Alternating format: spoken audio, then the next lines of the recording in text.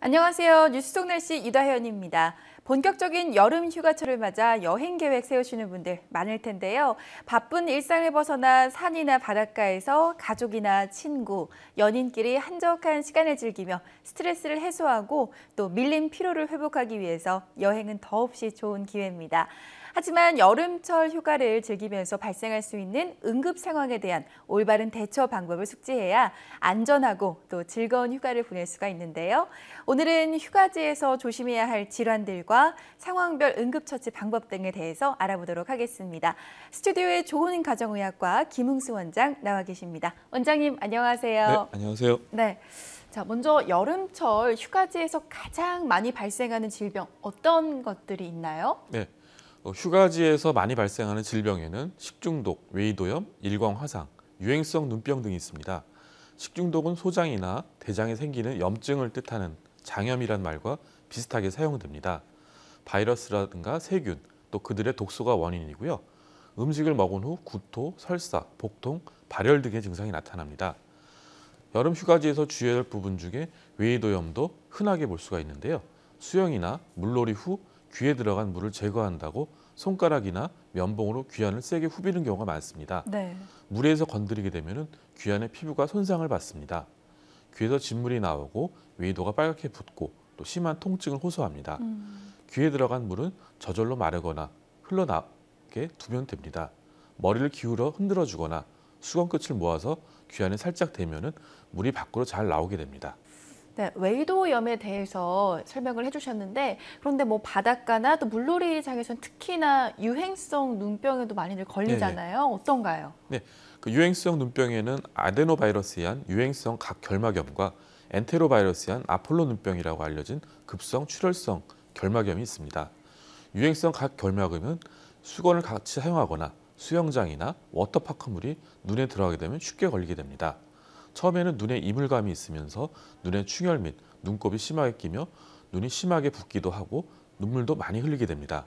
대개 3, 4주간 지속되며 어린이는 더욱 심하게 알아서 각막 표면에 상피 손상이 생기기도 합니다. 네. 아폴로 눈병이라고 불리는 급성 출혈성 결막염은 경과 기간이 일주 이내로 짧고 갑작스러운 충혈과 통증을 보이는 것이 특징입니다. 눈을 만지거나 비비지 않도록 해야 하고 손을 자주 씻는 등의 개인 위생을 철저히 하는 것이 중요합니다. 네. 또 여름에 또 많이 찾는 곳이 계곡이나 또 바다일 텐데요. 한낮에 더운 줄도 모르고 이렇게 놀다가 보면 피부에 화상을 입는 경우들도 종종 있거든요. 이런 경우에는 현장에서 어떻게 바로 대처를 할 수가 있을까요? 네, 무더운 여름에 하루 종일 야외나 바닷가에 놀다 오면은 자외선에 의한 일광 화상에 걸릴 수가 있습니다. 피부가 붉어지고 따가운 열감을 느끼다가 물집이 생기고 피부가 벗겨지게 됩니다. 네. 일광 화상이 자주 생기는 사람은 자외선 노출을 줄일 수 있는 긴팔 옷이나 모자 착용이 필요합니다. 자외선 차단제는 2~3시간마다 충분히 발라주고요. 야외 나가기 30분 전에는 사용해야 합니다. 하얀 비늘같이 벗겨지는 피부를 억지로 뜯게 되면 흉터가 생길 수 있고 오히려 염증이 심해질 수가 있으므로 저절로 떨어질 때까지 그대로 두어야 합니다. 피부가 붉어지고 따가워지면 그늘로 옮기고 얼음을 싼 수건으로 찜질을 해주면 도움이 됩니다. 약한 스테로이드 연고나 진통제를 사용하게 되면 염증반을 약화시키고 통증을 줄여서 치료에 효과적이게 됩니다. 네. 이제 바다 대신 또 산으로 가는 분들도 계시잖아요. 그런데 계곡에서 바위에 미끄러져서 골절상을 입는 경우도 있고 한데 이런 때도 응급처치가 참 중요할 것 같아요. 어떻게 대처를 해야 할까요? 네. 그 골절은 뼈에 금이 가거나 부러진 상태를 말합니다. 골절 부위는 붓고 손으로 누를 때 통증이 심한 경우가 많습니다. 골절이 된 경우는 다친 부위를 딱딱한 부목으로 고정시킵니다. 골절 부위의 위아래 관절을 동시에 고정해서 더 이상의 손상을 막는 것입니다. 골절로 튀어나온 부위를 억지로 맞추려는 시도는 하지 말아야 합니다. 인대라든가 주변 근육 조직의 손상, 또 출혈이 더 심해질 수가 있습니다. 네. 만약 출혈이 있는 경우는 상처 부위를 물로 씻고 깨끗한 천으로 감싸서 지혈하게 됩니다. 척추라든가 골반뼈 골절이 의심되는 경우는 무리해서 고정하려 하지 말고 응급구조대나 의료진이 올 때까지 눕힌 자세로 기다려야 합니다. 잘못 움직이다가는 척추신경 손상이라든가 내부장기 출혈이 심해질 수가 있습니다. 네.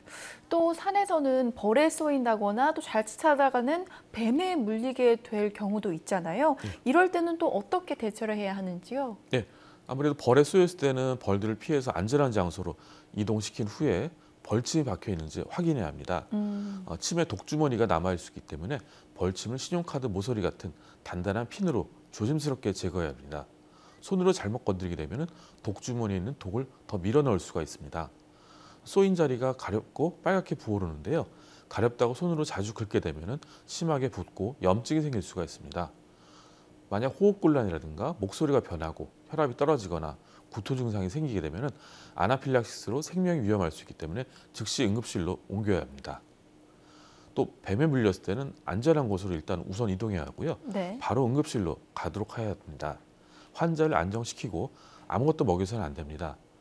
독을 뺀다고 물린 부위를 입으로 빨거나 칼로 절개하는 것은 금기입니다.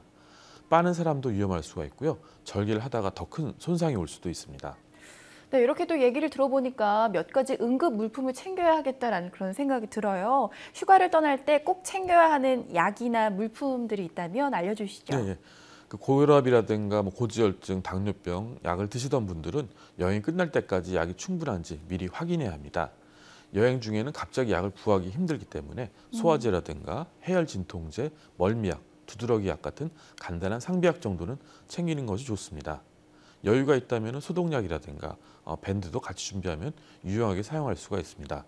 또 일광 화상을 대비한 자전 차단제도 도움이 됩니다. 네.